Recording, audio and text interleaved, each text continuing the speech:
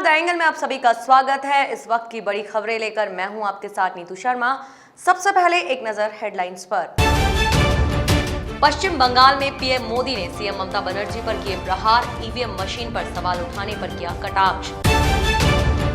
मुख्यमंत्री अशोक गहलोत ने बीकानेर को दी सौगात, 220 केवी ग्रिड सब स्टेशन का किया लोकार्पण, कहा ऊर्जा क्षेत्र में काफी संभावनाएं।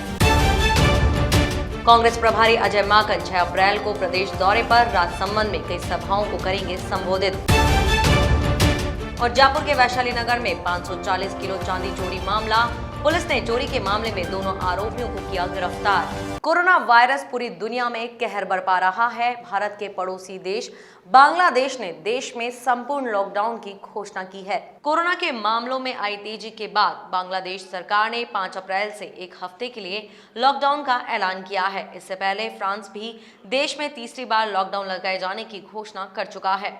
ढाका ट्रिब्यून की खबर के मुताबिक बांग्लादेश में लॉकडाउन के दौरान कोर्ट और दफ्तर बंद रहेंगे, तो वहीं उद्योग और मील का बारी बारी संचालन किया जाएगा। प्रधानमंत्री नरेंद्र मोदी ने पश्चिम बंगाल के हुगली जिले में एक रैली को संबोधित किया। रैली को संबोधित करते हुए पीएम मोदी ने ममता बनर्जी के चुनाव आयोग पर लगाए गए आरोपों को लेकर कटाक्ष किया है। प्रधानमंत्री ने कहा है कि क्रिकेट के मैदान में अगर कोई खिलाड़ी बार बार एम्पायर पर सवाल उठाए तो समझो उसके खेल में खोट है। चुनाव के मैदान में कोई कभी ईवीएम को गाली दे, कभी चुनाव आयोग को, तो समझो उसका खेल शेष है।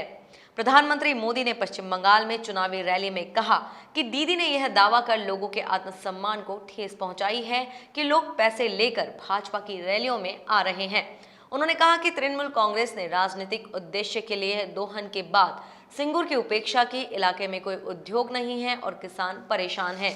पश्चिम बंगाल में विधानसभा चुनाव से पहले जुबानी जंग तेज हो गई है। मुख्यमंत्री ममता बनर्जी ने भाजपा पर विधानसभा चुनाव जीतने के लिए राज्य में सांप्रदायिक संघर्ष पैदा करने का आरोप लगाया। तृणमूल कांग्रेस प्रमुख ने दक्षिण 24 परगना जिले के रेदिगी में एक चुनावी रैली को संबोधित करते हुए मुस्लिमों से हैदराबाद की भाजपा के समर्थन वाली पार्टी और उसकी बंगाल की सहयोगी पार्टियों के जाल में न फंसने का भी आह्वान किया, जो मतों का ध्रुवीकरण करने आई है। उन्होंने असदुद्दीन ओवैसी के नेतृत्व वाली एआईएमआईएम और अब्बास सिद्दीकी की आईएसएफ पर निशाना साधते हुए यह टिप्पणी की। छत्तीसगढ़ के बीजापुर में सुरक्षा बलों और नक्सलियों के बीच मुठभेड़ हो गई। इस मुठभेड़ में 5 जवान शहीद हो गए। इनमें 4 सीआरपीएफ और 1 डीआरजी का जवान है। 3 नक्सलियों के भी मारे जाने की खबर है। इनमें एक महिला है। एसपी कमल लोचन कश्यप ने मुठभेड़ की पुष्टि की है। मुठभेड़ झीरम हमले के मास्टरमाइंड हिडमा के गांव में हुई है। हमला करने वाले नक्सली उसी की टीम के सदस्य थे। काफी लंबे समय से गांव में नक्सलियों का जमावड़ा लग रहा था। इसकी सूचना पर जवान पहुंचे थे। छत्तीसगढ़ में 10 दिन के अंदर यह दूसरा नक्सली हमला है।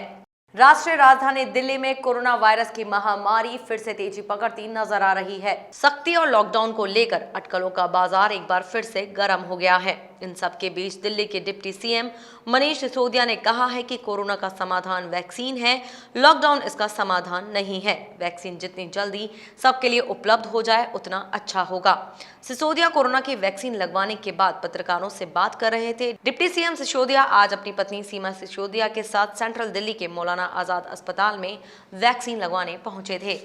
3 नए कृषि कानूनों के विरोध में किसान नेता राकेश टिकैत ने अलीगढ़ के गौन में किसान महापंचायत की। किसान महापंचायत में बड़ी संख्या में किसानों ने भाग लिया। उन्होंने कहा कि केंद्र सरकार ने 3 कृषि कानूनों को लागू करके किसानों की भूमि हड़पने का प्लान बना लिया है। किसान नेता राकेश टिकैत ने कहा कि सरकार जब तक किसानों की मांग नहीं मानेगी, यह आंदोलन चलता रहेगा।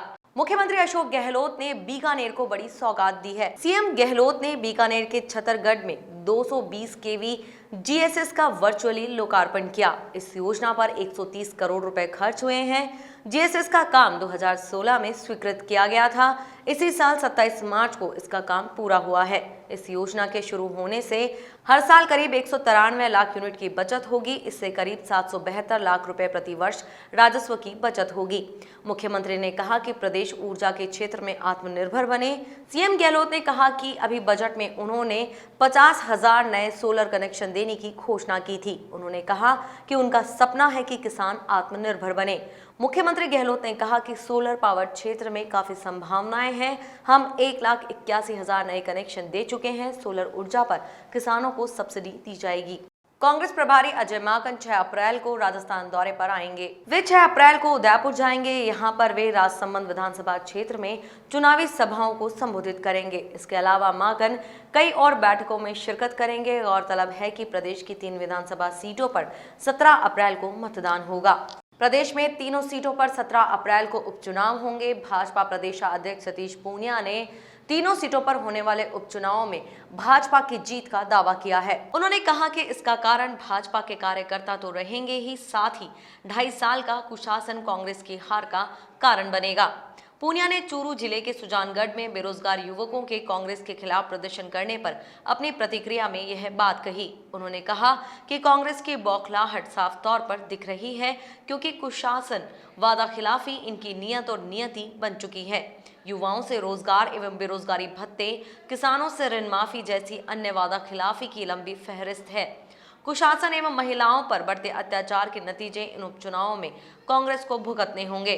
प्रदेश की 3 विधानसभा सीटों पर 17 अप्रैल को उपचुनाव होंगे। आज नामांकन वापसी के आखिरी दिन 14 उम्मीदवारों ने अपना नाम वापस ले लिया। इसके अलावा 12 प्रत्याशियों के नामांकन रद्द हो गए हैं। इस प्रकार तीनों विधानसभा क्षेत्र में 27 उम्मीदवार चुनावी मैदान में हैं। सहाड़ा में 8, सुजानगढ़ में 9 और राजसमंद में 10 उम्मीदवार अपना भाग्य आजमा रहे हैं। गौरतलब है कि नामांकन के आखिरी दिन 53 उम्मीदवारों ने 68 नामांकन पत्र दाखिल किए थे। राजस्थान बेरोजगार एकीकृत महासंघ प्रदेश की तीनों सीटों पर हो रहे उपचुनाव नहीं लड़ेगा। सरकार से हुई वार्ता के बाद अब महासंघ के प्रत्याशी उपचुनाव नहीं लड़ेंगे। महासंघ के प्रतिनिधि मंडल की मुख्यमंत्री से हुई वार्ता के बाद यह निर्णय लिया गया है। तकनीकी शिक्षा मंत्री डॉक्टर सुभाष गर्ग ने बताया कि बेरोजगारों से हुई वार्ता में कई मुद्दों पर सहमति बनी है। वार्ता को लेकर राजस्थान बेरोजगार एकीकृत महासंघ के प्रदेशाध्यक्ष उपेंद्र यादव ने कहा कि सीएम से हुई 2 दौर की वार्ता के बाद महासंघ के प्रत्याशियों ने नामांकन वापस ले लिया है।